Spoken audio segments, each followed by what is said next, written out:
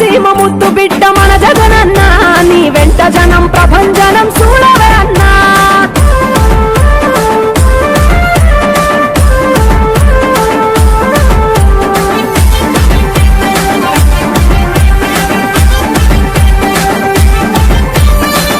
జోరు చూస్తుంటే మా జగనన్న ప్రత్యర్థుల గుండెల దిర చూడవే అన్నా మట్టి మనుషుల బిడ్డ మా జగనన్న మంచితనం నీ అడ్డ మా జగనన్న మానవాళికి ఆదర్శం నీవేనన్నా ఆడబిడ్డలకు అన్నా మన జగనన్న అమ్మలకు ఆసరాయ మన జగనన్న అడిగింది ఇస్తడు మన జగనన్న రాయలసీమ ముద్దు బిడ్డ రాయలసీమ ముద్దు బిడ్డ రాయలసీమ ముద్దు బిడ్డ మన జగనన్న నీ వెంట జనం ప్రభంజనం చూడవే అన్నా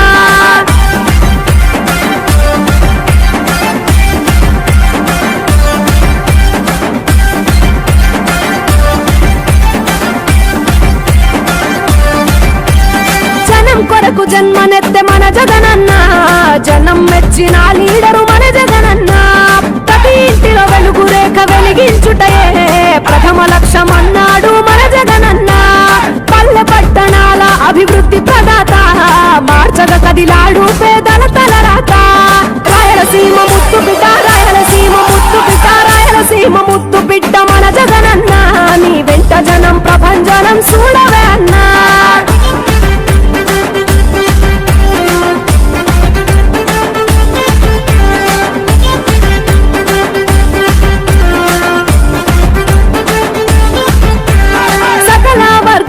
సంక్షేమం కొరకే సైనికుడై కదిలాడు మన జగనన్న పల్లె మనసు గల్లోడు మన జగనన్న అతను ఎల్ల సేవ గుణము గల్ల మన జగనన్న గుండె గుండెలొకటి చేసి మన జగనన్న వైసీపీ జెండనెత్త మన జగనన్న రాయలసీమ ముద్దు బిడ్డ రాయలసీమ ముద్దు బిడ్డ రాయలసీమ ముద్దు బిడ్డ మన జగనన్న నీ వెంట జనం ప్రభంజనం చూడవే అన్నా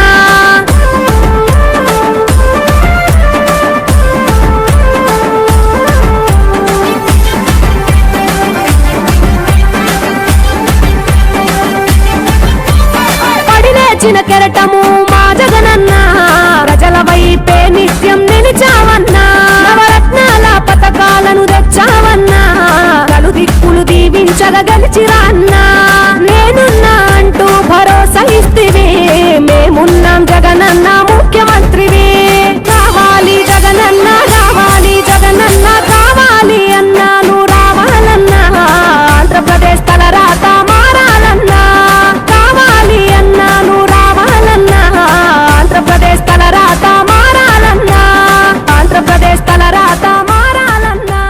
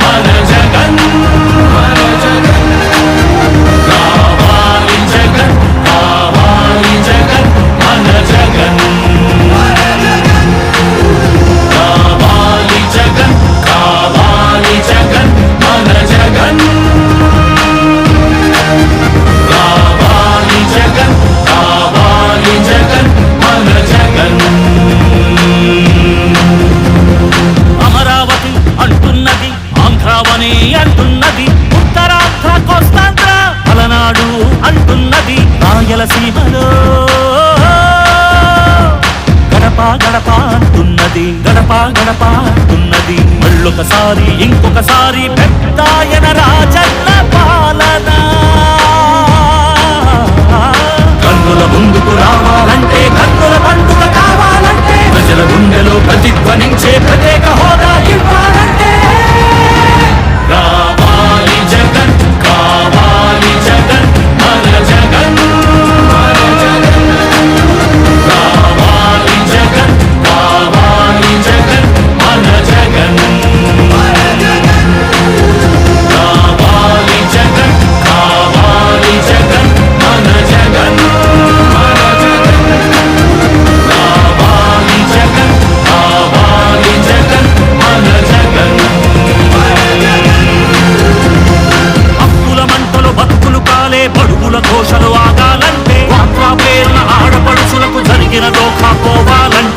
హక్కుల పేరిట మోసం జరిగిన యువతకు న్యాయం జరగాలంటే రావాలి జగన్, కావాలి జగన్, మన జగన్. కావాలి జగన్, కావాలి జగన్, మన జగన్. కావాలి జగన్, కావాలి జగన్, మన జగన్. కావాలి జగన్, కావాలి జగన్, మన జగన్. సంజీవుల జీవితమే సుఖ శాంతికి నిలయం కావాలంటే రుణబాధలు కనరాని రోజులు జనకానుకగా ఇవ్వాలంటే ఎక్కడ చూసినా ఆంధ్రావని ఒక పచ్చని స్వర్గం అవ్వాలంటే అలనాటి కృష్ణా గోదావరి కలంకలలు వినిపించాలంటే ఆంధ్ర మళ్ళీ పూర్వంలాగా అన్నపూర్ణగా వెలగాలంటే రైతుల కళ్ళలో పసిడి పంటల బంగారు కాంతులు మెరవాలంటే రావాలి జగన్, కావాలి జగన్, మన జగన్. రావాలి జగన్, కావాలి జగన్, మన జగన్. మహిళల మోమున సిరిసిరి మల్లెల చిరునవ్వులు తెరబూయాలంటే యువకుల గుండెలు భరోసా నిండిన ఆనందం ఉప్పొంగాలంటే ఎక్కడ చూసినా రాజన్న కోరిన రాజ్యపు జెండా ఎగరాలంటే కావాలి జగన్, కావాలి జగన్, మన జగన్. కావాలి జగన్, కావాలి జగన్, మన జగన్. కావాలి జగన్, కావాలి జగన్, మన జగన్. కావాలి జగన్, కావాలి జగన్, మన జగన్. కావాలి జగన్, కావాలి జగన్, మన జగన్. కావాలి జగన్, కావాలి జగన్, మన జగన్.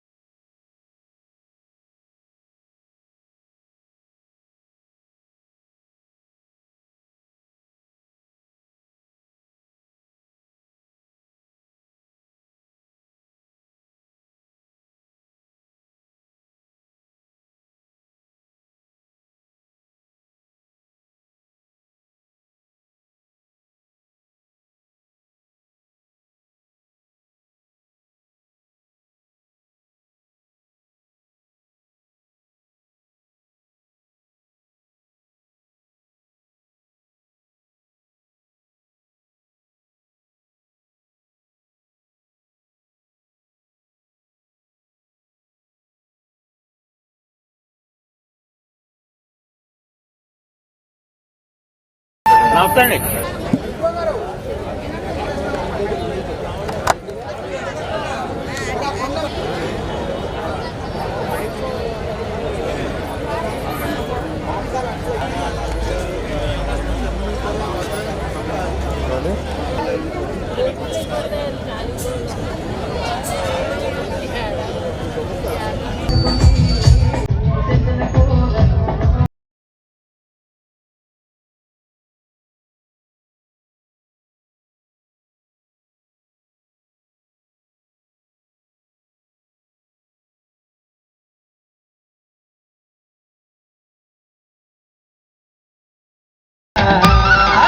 చూడనిస్తాను దున్ను కోరా మనసే పోయే కూర మీద మనసే పోయే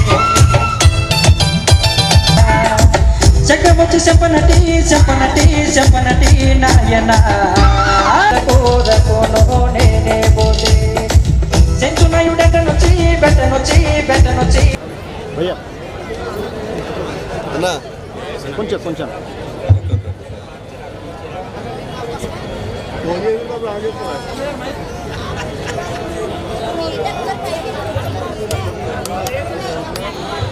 అందరికీ నమస్కారం. మా వాలంటీర్స్ దయచేసి మధ్యలో చైర్స్ ఖాళీగా ఉన్నాయి. వాలంటీర్స్ మీరు ఒక్కొక్కరు దారిలో వచ్చి అందరూ కూర్చోబెట్టాలి. చైర్ ఒకటి కూడా ఖాళీగా ఉండకూడదు. వాలంటీర్స్ మీరు ఎక్కడైతే సిట్టింగ్లో ఆల్రెడీ కూర్చుంటారు మీరు కూర్చోవద్దు. వచ్చిన జనాల్ని మీరు కూర్చోబెట్టండి దయచేసి. బాగా మీకు చైర్స్ అన్ని ఇక్కడ మధ్యలో ఖాళీ ఉన్నాయి. మధ్యలో ఖాళీ ఉండకూడదు. మధ్యలో రాంబాబాద్ రైట్ చేయండి. వేరు దారి ఇవ్వండి. అలాగే వాలంటీర్లు అందరూ రావాలి. వాలంటీర్స్ ఎదురుకొచ్చండి. ముందు వాలంటీర్స్ ముందుకు రండి. వాలంటీర్స్ వచ్చి వాలంటీర్స్ ఎవరైతే సిట్టింగ్ లో ఉన్నారో వాళ్ళు రండి ముందుకు రండి. వాలంటీర్స్ మీ బెనిఫిషరీస్ ని సో అందరిని కూర్చోబెట్టాలి. అందరూ నిల్చుని ఉన్నారు. ఏ ఒక్కరూ నిల్చోకూడదు. అందరూ కూర్చోవాలి. కూర్చోడానికి చైర్స్ ఉన్నాయి. మధ్యలో అలా వేకెంట్ గా ఉండకూడదు చైర్స్. వాలంటీర్స్ ముందుకు రండి. మీరు మధ్యలో కూర్చున్నారా? వాలంటీర్స్ వాలంటీర్స్ ఎవరు దయచేసి కూర్చోవద్దు. ముందుకు రండి. చైర్స్ ఉన్నాయి. చైర్స్ అన్ని పక్కన ఉన్నాయి. ఈ చివరి నిల్చున్నారు అందరూ. గేట్ దగ్గర చాలా మంది ఉన్నారు. గేట్ దగ్గర ఉన్న అందరూ కూడా ముందుకు వచ్చేసేయండి. చైర్స్ అన్ని ఉన్నాయి. తొందరగా రెడీ చేసుకుంటే తొందరగా వెళ్ళిపోవచ్చు ప్రోగ్రామ్. అది అర్థమైందా?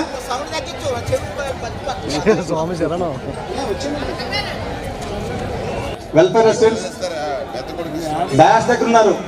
వెల్ఫేర్ అసిస్టెంట్స్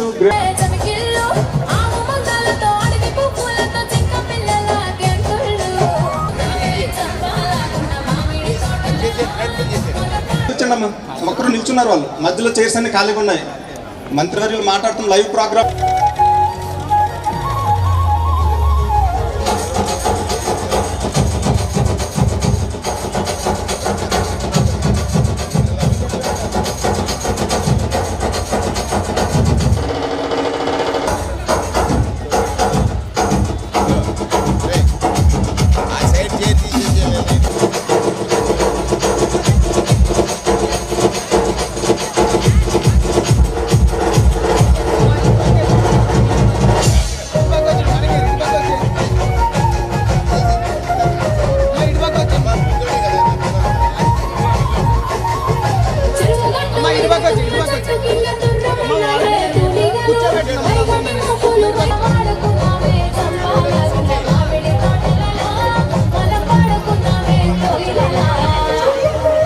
కోఆర్డినేటర్ అయినటువంటి ప్రీతం ముఖ్యమంత్రి గారికి అత్యంత ఆప్తులు మంత్రివర్యులు ఆల్రెడీ లబ్ధిదారులతో మాట్లాడుతున్నారు. సో చైర్స్ అన్ని ఖాళీగా ఉన్నాయి. అందరూ నిల్చున్నారు. ఒక్కరూ నిల్చోకూడదు. మంత్రి గారిని మనం గౌరవించాలి. ఇక్కడికి వచ్చిన ప్రతి ఒక్కరికి అన్ని ఏర్పాట్లు చేస్తున్నారు. దయచేసి ఒక్కరూ నిల్చోకూడదు. నిల్చుంటే మినిస్టర్ గారు డయాస్ మీద రారు. దయచేసి అందరూ మధ్యలో చైర్స్ ఖాళీగా ఉన్నాయి. సో వెల్ఫేర్ అసిస్టెంట్స్ వాలంటీర్స్ మీ వాలంటీర్స్ని మోటివేట్ చేయండి. సో వాళ్ళందరినీ కూర్చోబెట్టండి. ఒక్కొక్క రోకి ఒక్కొక్క వాలంటీర్ ఇన్ఛార్జ్ ఉండాలి. ఒక్కొక్క రోకి ఒక్కొక్క వాలంటీర్ ఇన్ఛార్జ్ ఉండాలి. సో వాలంటీర్స్ అందరూ కూడా లేచి నిల్చొని మీ లబ్ధిదారులు కాకపోవచ్చు, పక్క ఊరు లబ్ధిదారులు అయి ఉండొచ్చు. దయచేసి వాళ్ళని కూర్చోబెట్టండి. లబ్ధిదారులు ఎవరొక్కరు బాధపడకూడదు, ఇబ్బంది పడకూడదు. అందరికీ చైర్స్ ఉన్నాయి. సో చైర్స్ మధ్యలో వేకెన్సీగా ఉన్నాయి, ఖాళీగా ఉన్నాయి. ప్రోగ్రామ్ స్టార్ట్ చేయండి.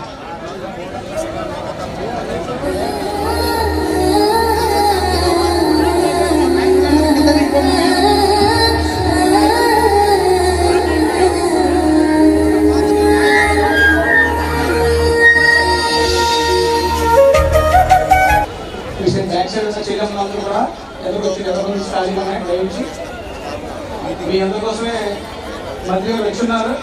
ఒక 10 నిమిషాల కార్యక్రమం స్టార్ట్ చేసుకున్నారు. దయించి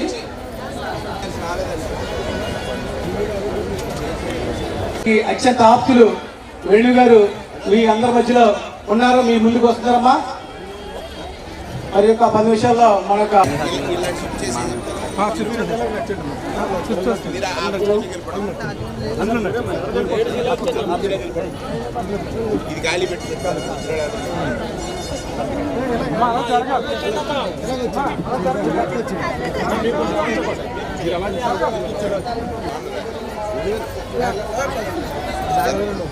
grade 1 second, grade 5 second welfare assistant. దయచేసి మీ ఒక్కొక్క రోజు ఒక్కొక్క ఇన్ఛార్జ్ ఉండాలి. మధ్యలో చైర్స్ తీసేసేయండి.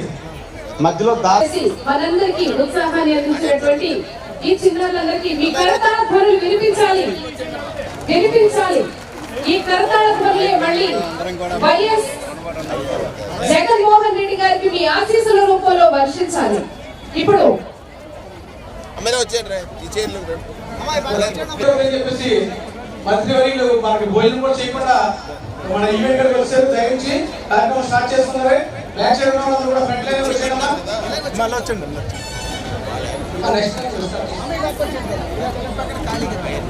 అమ్మ అక్క చెల్లెమ్మ అందరూ కొంచెం ఈ పక్క లైన్ లో ఖాళీ ఉన్న సెలవు వచ్చేయడమా. ఈ పక్క ఈ సైడ్ అంతా ఖాళీ వెళ్ళారండి. సెలవు వచ్చింది ఫ్రంట్ లైన్ కి. ఎమ్మెల్యే అభ్యర్థిగా ప్రీతమ ముఖ్యమంత్రి నియమించిన నాయకులు, మంత్రివర్యులు, దశా దిశ నిర్దేశించే నాయకులు మంత్రివర్యులు వేణు గారిని ప్రేమపూర్వకంగా వైఎస్ఆర్ కాంగ్రెస్ కాబోయే ఎమ్మెల్యే అభ్యర్థి అయినటువంటి వేణు గారికి స్వాగత సుమాన్యం తెలియజేసుకుంటున్నాం. కాబోయే మన రాజమండ్రి రూరల్ నుంచి ఎమ్మెల్యే అభ్యర్థి మన అన్న వేణు గారు మీ అందరి ముందుకు ఇచ్చేస్తున్నారు. మీ ఎమ్మెల్యే అభ్యర్థి అయినటువంటి వేణు గారు ప్రస్తుత మంత్రివర్యులు రాజమండ్రి రూరల్లోనే జెండా ఎగరవేయాలని చెప్పేసి ప్రీతం ముఖ్యమంత్రి చిన్నారి సాహితీ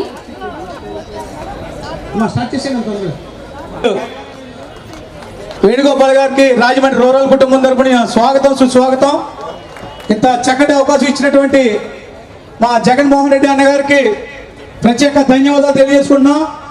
కష్టకాలంలో ఉన్న టైంలోనే మా అన్న ఈరోజు వేణు గారిని అత్యంత ఆదర్శంగా ఉండే మండలం రాజమండ్రి రూరల్ మండలం తీర్చిదిద్దే విధంగా నాయకుల్ని తెలియజేస్తున్నాం. జై జగన్, జై వైఎస్ఆర్ కాంగ్రెస్ పార్టీ. మన నాయకులు రాజమండ్రి రూరల్ మండలం మొట్టమొదటిసారిగా విచ్చేసినటువంటి అధికారికంగా ప్రీతం ముఖ్య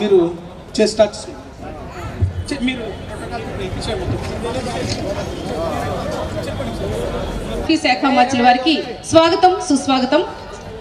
మరియు బ్యూటిఫికేషన్ కార్పొరేషన్ వీరికి కూడా సాదర స్వాగతం. శ్రీ ఆకులు వీర్రాజు గారు, చైర్మన్, జిల్లా కోఆపరేటివ్ సెంట్రల్ బ్యాంక్, వీరికి కూడా మా సాదర స్వాగతం తెలియజేస్తున్నాము. అలాగే శ్రీ పి అందరు కన్వీనర్లకు కూడా మా సాదర స్వాగతం తెలియజేస్తూ ఈ కార్యక్రమాన్ని పెన్షన్స్ మొత్తం 20,141 పెన్షన్ పంపిణీ కార్యక్రమం కూడా వేదికపైకి సాదరంగా ఆహ్వానించాము. ఇప్పుడు తదుపరి జ్యోతి ప్రజ్వల్ కార్యక్రమానికి లబ్ధారులందరూ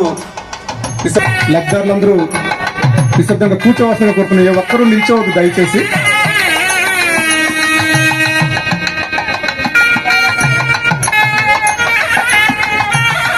మండలంలో 15 కేటగిరీల పెన్షన్లు పంపిణీ అవుతున్నాయి.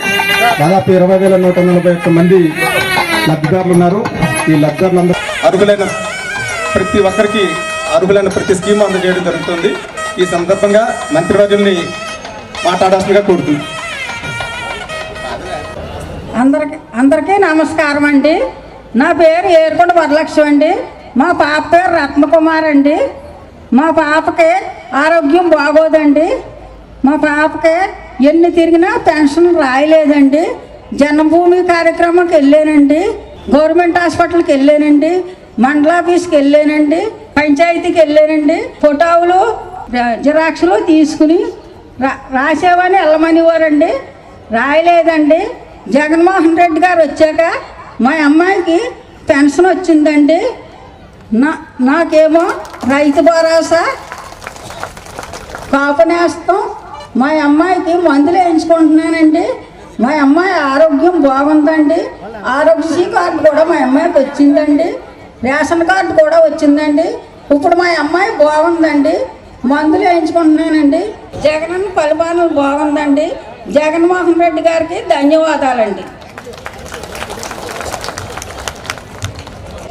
నా కొడుకు జగన్మోహన్ రెడ్డి గారండి నాకు పింఛని 3000 ఇస్తున్నారు, 5 కేజీలు బియ్యం ఇస్తున్నారు. నా జీవన పథకానికి నాకేమీ లేదండి. నా కొడుకు ఎప్పుడూ చల్లగా, నా జగన్మోహన్ రెడ్డి గారు చల్లగా నా కొడుకే మరీ మరీ మరీ మరీ ఎప్పుడు నెగ్గాలండి. ఎలక్షన్ నా కొడుకే మెజార్టీ, నా కొడుకే మెజార్టీ.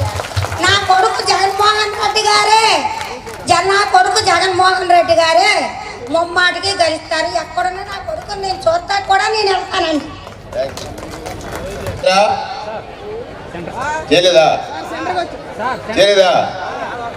భోజనం లేకుండా ఎలా వచ్చారా?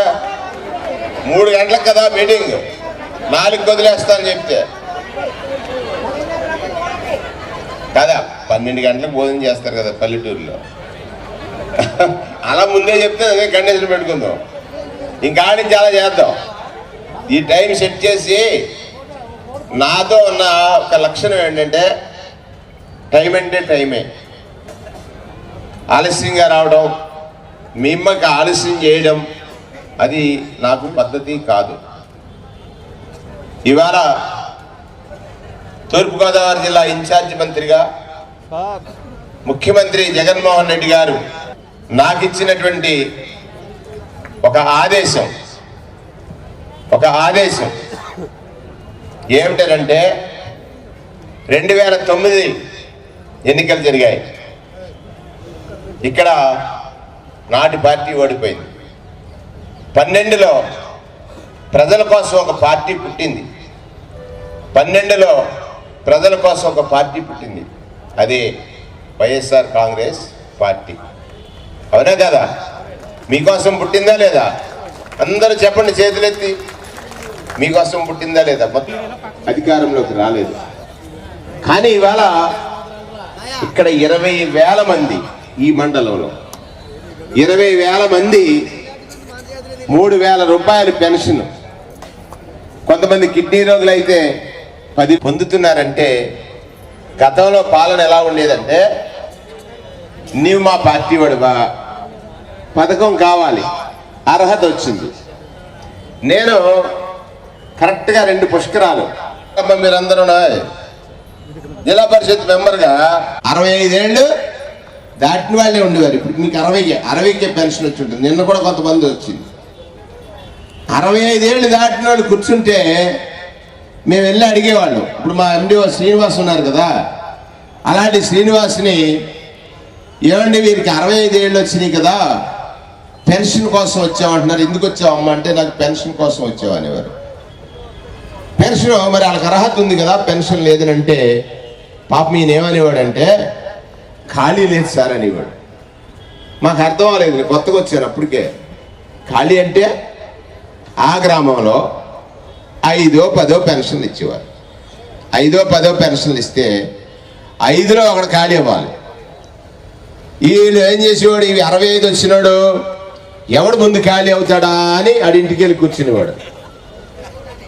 పాపం వయసు వచ్చేది కదా, 70 అలాగొచ్చేసినాయి అనుకోండి, ఆ ఖాళీలో నాకు వస్తుందని ఆశ. అతను ఖాళీ కాకపోతే ఇతనే ఖాళీ అయిపోయేవాడు. అది నాటి పరిస్థితి. ఎంతమ్మా పెన్షన్? 50 రూపాయలు. 50 రూపాయలు 50 రూపాయలు పెన్షన్. ఊరికి 5-10 ఇచ్చి ఖాళీ అయితే కానీ పెన్షన్ ఇవ్వనటువంటి తెలుగుదేశం పార్టీ ఆయన సామాజిక పెన్షన్ ఇచ్చాడు పాపం ఎన్టీ రామారావు. కానీ దొంగ రామారావు అన్నాడు, తెలుగువాడి ఆత్మగౌరవం అన్నాడు. నడివీధుల్లో తాకట్టు పెట్టేస్తున్నాడు అల్లుడు. అతనికి వత్తాసు పరిగే తెలుగుదేశాన్ని ఏమంటాం మనం? ఆలోచించండి. ఇది వాస్తవం. రాజశేఖర రెడ్డి గారు అడిగారు. ఆయన 99లో ప్రతిపక్ష నాయకుడిగా అయ్యా చంద్రబాబు, ఆ కుటుంబ భారం, కొడుకులుంటే కూలి నాలి చేసి ఆ తల్లిదండ్రుల పట్ల ఆదరణ ఇవ్వలేకపోతున్నారు, కోడలుంటే కనీసం పట్టించుకోవడం లేదు, మనోడా మా అమ్మ దగ్గర డబ్బు లేకపోతే ఎందుకు వస్తాడు? రాడు కదా, రాడు. అటువంటి పరిస్థితి నాడుండింది. దాన్ని చాలా పోరాటం చేసిన తర్వాత 75 రూపాయలు చేశారు. 75 రూపాయలు చేసినప్పుడు నేను జిల్లా కాంగ్రెస్ జిల్లా ప్రజా పరిషత్ అధ్యక్షుడిని అయ్యాను. నాకు ప్రమోషన్ వచ్చింది. 1,15,000 పెన్షన్ ఇచ్చేవారు. 1,15,000 పెన్షన్. నెలకెంత? 75 రూపాయలు. 75 రూపాయలు. జిల్లా అంతా కలిపితే ఎంత? 90,000, 90 లక్షలు. అంటే సంవత్సరానికి 10,80,00,000 ఇచ్చేవాడు. సంవత్సరానికి 10,80,00,000 ఇచ్చేవాడు. ఆ గ్రామంలో సంవత్సరానికి 12 నెలలకి 10,80,00,000 ఇచ్చేటువంటి పెన్షను నెలకి 14 కోట్లు ఇచ్చాడు. అంటే ఎంత? 14 కోట్లు ఇచ్చాడు నెలకి.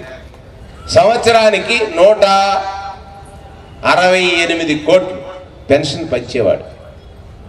నేను అనుకున్నాను, రాజశేఖర రెడ్డి గారు అప్పుడు దాకా మాట్లాడిన కోడలు అత్తగారు ఏం కూర వండుదామనేది. ఎందుకు అత్తగారి దగ్గర 200 వచ్చేది కదా.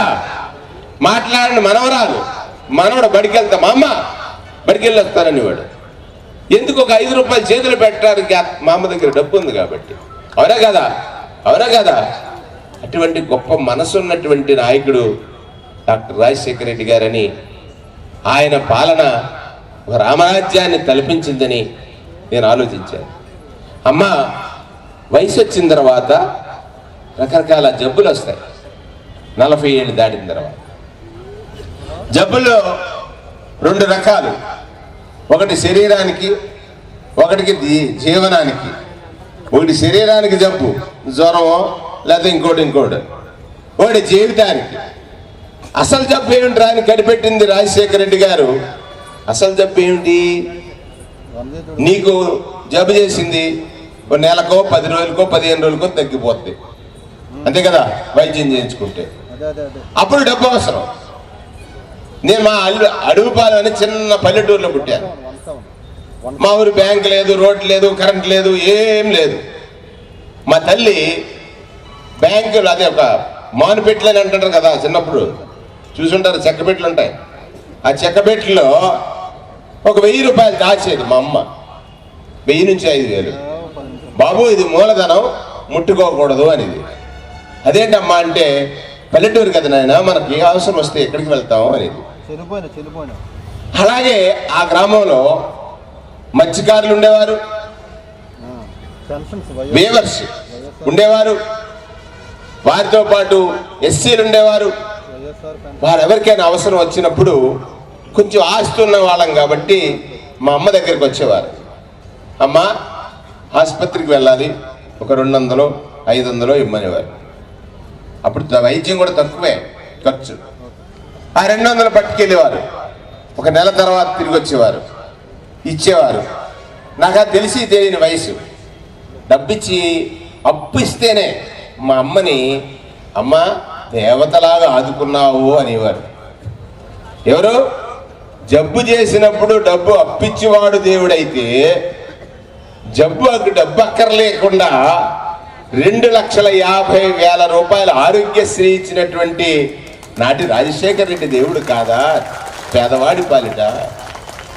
ఆయన ఏం ఆలోచించాడంటే, పెద్ద రోగం పేదరికమని, డాక్టర్ గారు పెద్ద రోగం పేదరికమని, అది 5-6 తరాలుగా పట్టి పీడిస్తుందని, జబ్బు శరీరానికి కాదని, పేదరికానికి వైద్యం చేయాలని ఆయన ఆలోచించాడు.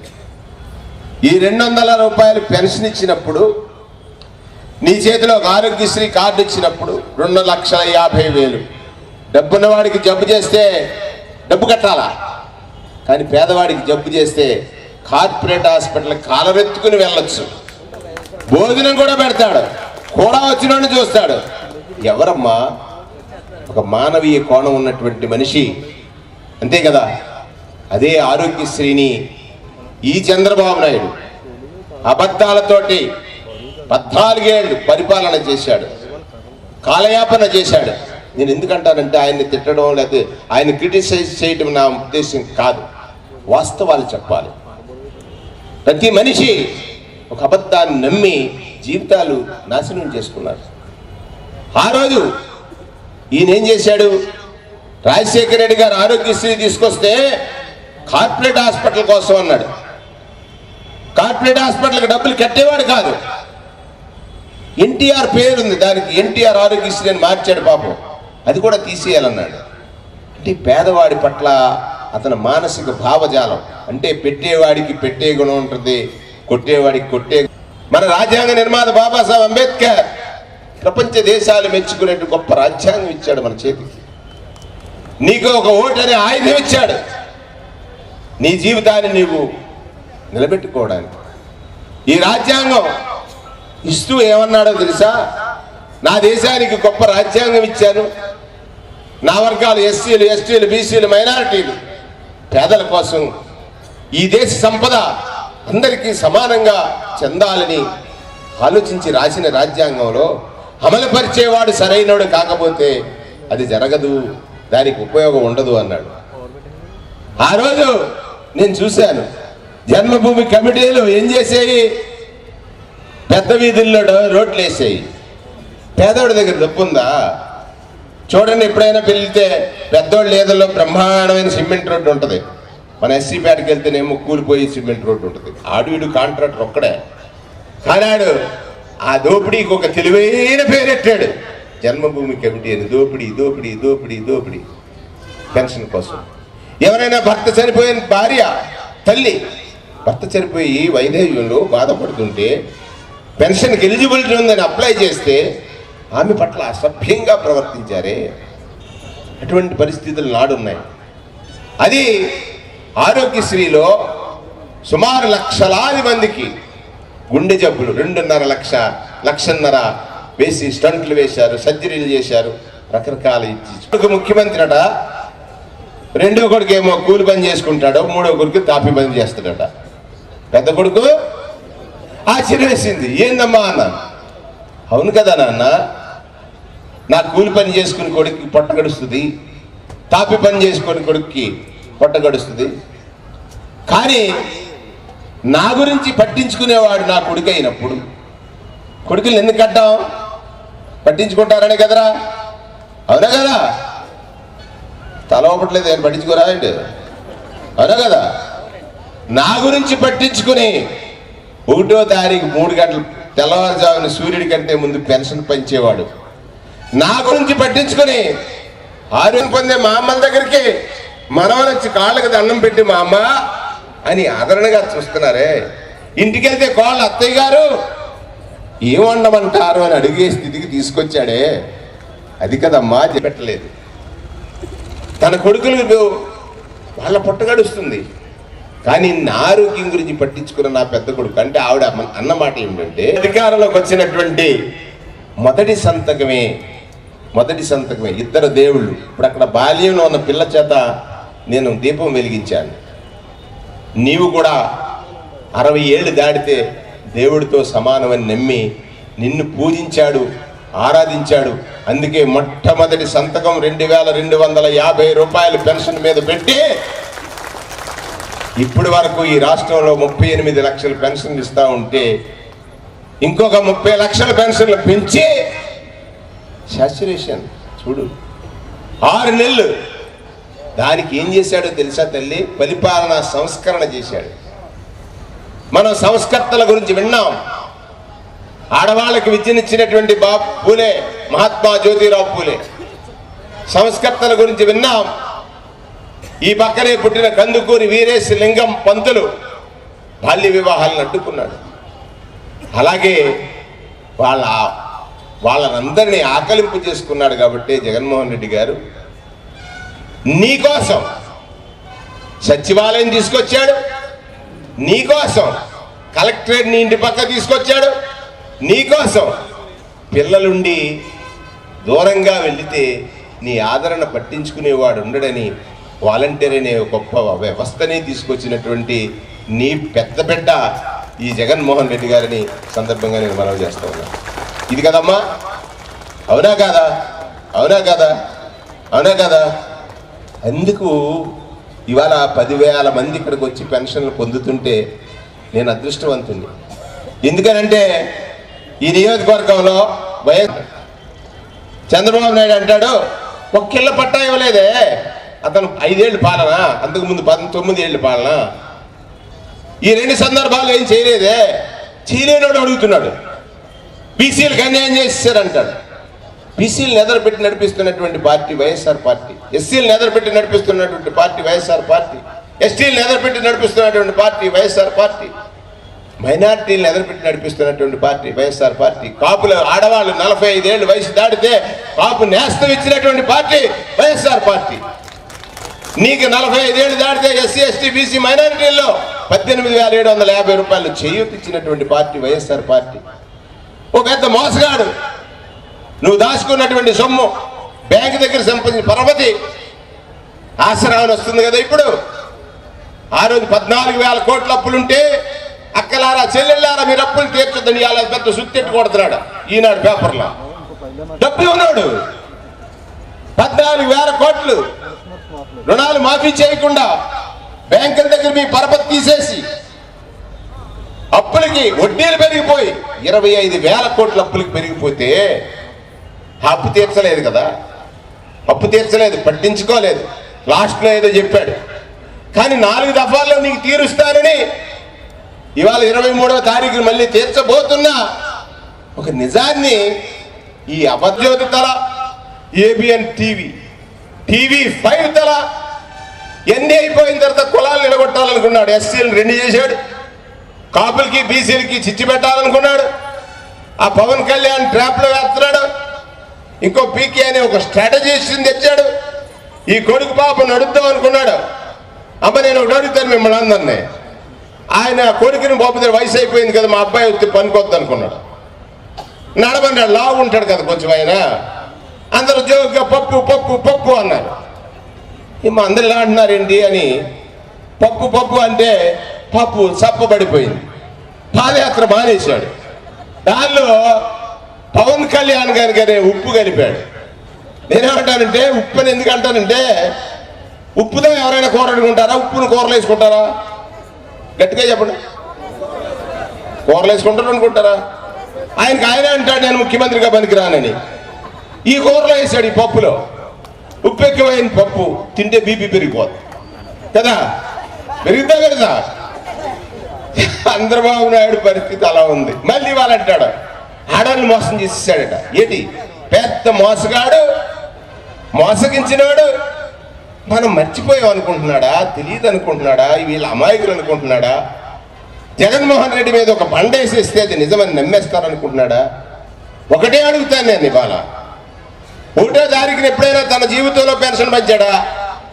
చెప్పండి అందరూ, చెప్పండి రా, చేతులు చెప్పండి రా, మొత్తం అన్ని చేతిలో పంచలేదు. లేదు కదా, లేదు కదా. 1న వస్తుంది. ఇవాళంటే సంక్రాంతి కాబట్టి నేనే కొంత ఆలస్యం చేశాను, కోఆర్డినేటర్గా మారాను కాబట్టి, లేదా వచ్చేసేది. ఏదైనా ప్రభుత్వం నుంచి ఒక ఆసరా కావాలంటే ఆ నాయకుడి దగ్గరకో, ఈ నాయకుడి దగ్గరకో, ఈ పెద్దోడి దగ్గరకో, ఆ పెద్దోడి దగ్గరకో వెళ్ళాలి. కానీ ఇవాళ ఆసరా, చేయూత, చేదోడు, నీ పిల్లలకి ఫీజు రియంబర్స్మెంట్, ఇవన్నీ ఎలా వస్తున్నాయమ్మా? అప్పుడు చూడండి, ద్రౌపదీదేవి నాకు బిడ్డలకు మంచి చదివి, నాకు మంచి ఆరోగ్యమి, నాకు మంచి ఇల్లు, నా జీవితానికి గొప్ప వెలుగుని అని అడుగుతాడు. ప్రభు డైరెక్ట్గా వస్తాడా? దైవం మానుష రూపేణ మనిషిలా వస్తాడు, వచ్చి మనకి ఇస్తాడు. అలాగా అక్కడ నొక్కుతున్నాడు బటను, ఇక్కడ నీ ఖాతాలోకి డబ్బు వస్తుంది. ఇటువంటి ఆత్మగౌరవ రక్షకుడు ఎక్కడ దొరుకుతాడమ్మా? నీ పెద్ద కొడుకు తప్ప, నీ పెద్ద కొడుకు కదా నీ ఆత్మగౌరవాన్ని రక్షిస్తున్నాడు అనేటువంటి మాట ఒకసారి అందరూ చేతులెత్తి జేజేలు కొట్టి చెప్పాలరా, నా పెద్ద కొడుకు నన్ను రక్షిస్తాడు, నా ఆత్మగౌరవాన్ని. నీ ఆత్మగౌరవం అంటే నువ్వెక్కడా వంగకూడదు.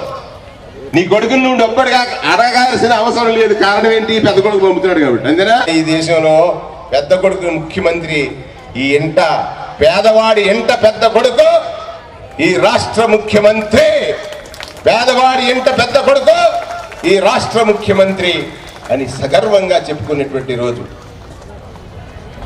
అది ఇవాళ జరుగుతున్నటువంటి పరిణామం. ఇంకా చాలాసార్లు మాట్లాడుకుందాం, కానీ మీ అందరి దీవెన ఒకటి నేను కోరతాను, ప్రతి పేదవాడి ఇంట పెద్ద కొడుకుగా మారిన జగనన్నని వర్ధిల్లు నాయనా అని దీవించండి. పెద్ద కొడుక వర్ధిల్లాలని ఇక్కడ వింటే రాష్ట్రం అంతా వినపడాలి. రాజమండ్రి రూరల్లా మజాక. పేదవాడి ఇంట పెద్ద కొడుక వర్ధిల్లు వర్ధిల్లు వర్ధిల్లు అని 3 సార్లునండి. పేదవాడి ఇంట పెద్ద కొడుక, పేదవాడి ఇంట పెద్ద కొడుక, పేదవాడి ఇంట పెద్ద కొడుక. ఇంకా గట్టిగా చెప్పాలరా. పేదవాడింట పెద్ద కొడుకు జగనన్న, పేదవాడింట పెద్ద కొడుకు జగనన్న, పేదవాడింట పెద్ద కొడుకు జగనన్న. అమ్మా, ఇంతకాలం రామచంద్రపురం ప్రజలకి సేవ చేసుకున్నాను. రాజకీయాలంటే సేవ కోసమని ఎంచుకున్నాను. అధికారం, నాయకత్వం ఆ 2 పదాలు నాకు తెలియవు. మీకు సేవ చేయమని, మీకు సేవ చేయమని, మీకు సేవ చేయమని జగన్ గారు 3 రోజుల క్రితం నియమించాడు. మీకు సేవ చేసేటువంటి భాగ్యాన్ని నాకు వరంగా ఇస్తారా? వరంగా ఇస్తారా? ఇక్కడికి వచ్చిన ఒక్కరు 5 ఓట్లు అవ్వాలి. మీరు 2 చేతులు ఎత్తారు కదా, 10 ఓట్లు అవ్వాలి. 10,000 × 10 లక్ష ఓట్లు అవ్వాలి. అవుతాయా? అవుతాయా? సేవకు అవకాశం ఇస్తారా? సేవకుడు నీ బిడ్డ, సేవకుడు నీ బిడ్డ, సేవకుడు నీ బిడ్డ. Thank you very much. నమస్తే.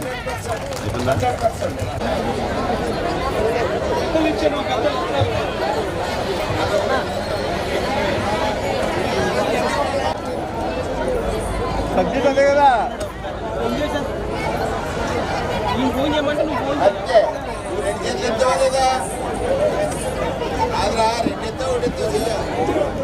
రెడ్డి గారు 10 ఓట్లు వేయించాలి. 10 ఓట్లు వేయించాలి. క్యాష్ కనబడుతున్నా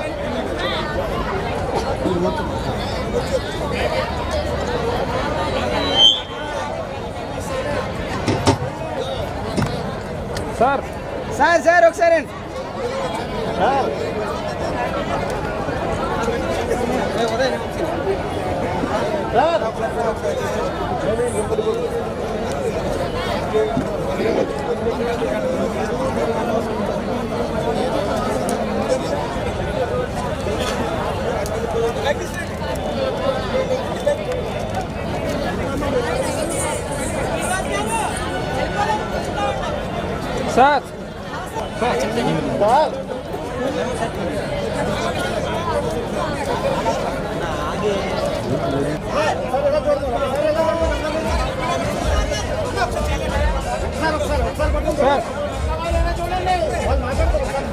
అన్నగారు అది సెంటర్లో పెట్టండి.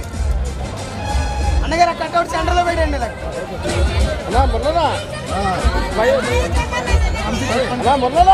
అన్న ఒక్క నిమిషం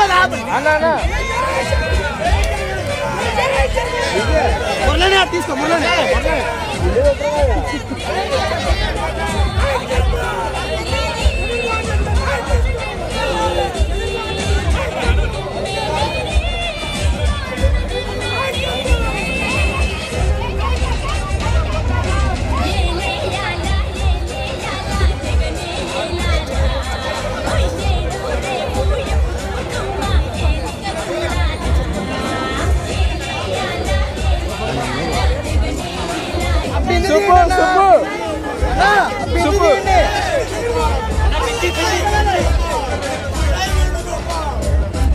అవునా?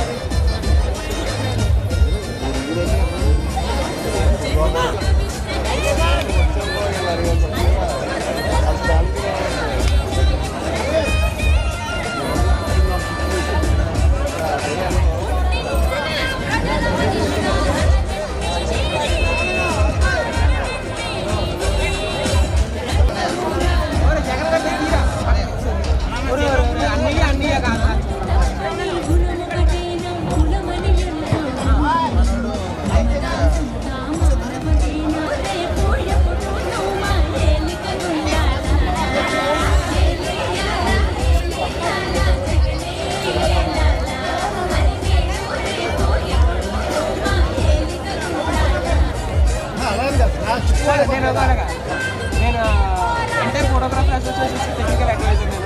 మీరు ఎవరైనా రాహుల్ రావు గారు కానీ ఎవరైనా అనొచ్చు నా గురించి. వంశీ అని చెప్పండి.